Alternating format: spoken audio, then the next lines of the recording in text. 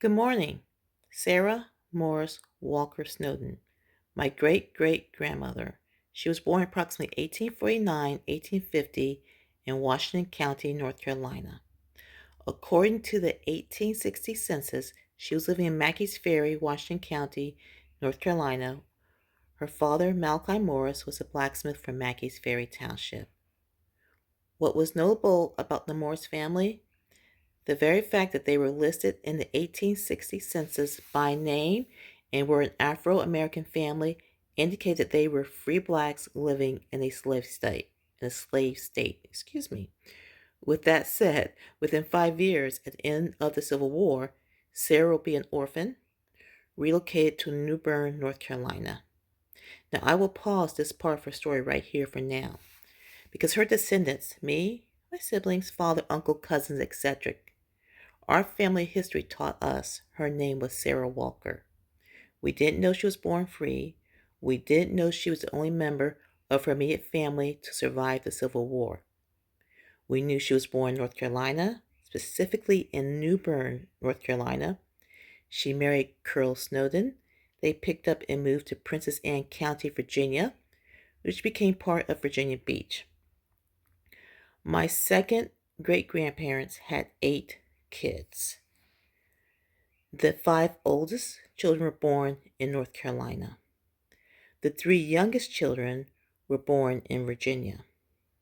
I don't know when exactly they moved from North Carolina to Virginia or why they moved, but looking at the births of the 5th and 6th child, the 5th child was born in North Carolina in 1881, and the 6th child was born in 1896 in Virginia. We can pinpoint approximately when they moved from North Carolina to Virginia. Their 8th and final child was born in 1900, Uncle Sam Snowden, the future bootlegger. I'm descended from her son, John, and Armondo, my research partner, is descended from Jesse. They were both born in North Carolina. When we located Grandma Sarah's death certificate, her father was listed as unknown, and her mother was listed as Lemon Walker. Grandma Sarah died on October 19th, 1928. Now, for historical context, let me remind you, this was before Social Security. This was before 40 hours work week. FDR's New Deal wasn't even a thought. Grandma Sarah's world was different than the one we live in now. Further research uncovered documentation from Adam Walker. Adam Walker was the man we assumed was her father, until we found his Freeman's Bank records interview application, not sure what you'll call it. In this record, Adam referred to Sarah as Sarah Morse, the ward of his wife, Lemon Walker. This was the first mention of Grandma Sarah's real name. Now, this was a major setback, so we thought. This meant the identity of her parents went from known, Adam and Lemon Walker, to unknown, a Mr. and Mrs. Morse.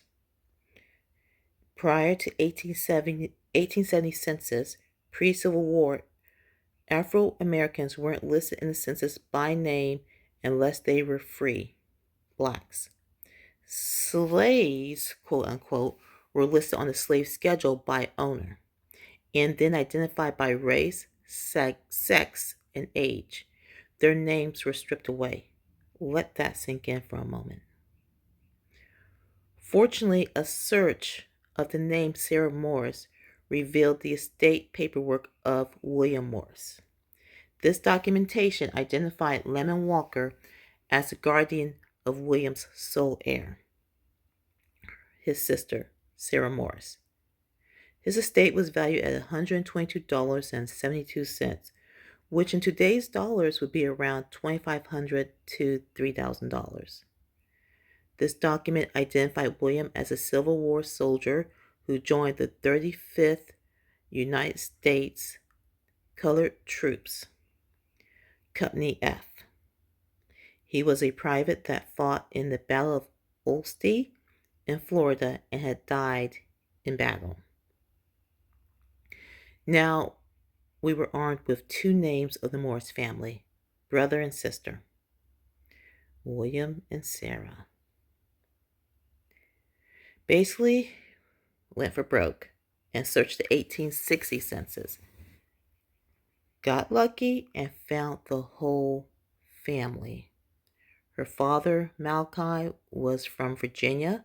We later learned he was from Princess Anne County. Her mother, Prudence, was from North Carolina. We assume Washington County. There were 7 kids, from oldest to youngest, in 1860. William, 20, shingle maker. Joseph, 15. Isaac, 12. Betsy, 9. Wilsey was either 6 or 7. Handwriting was hard to make out. Sarah, 5.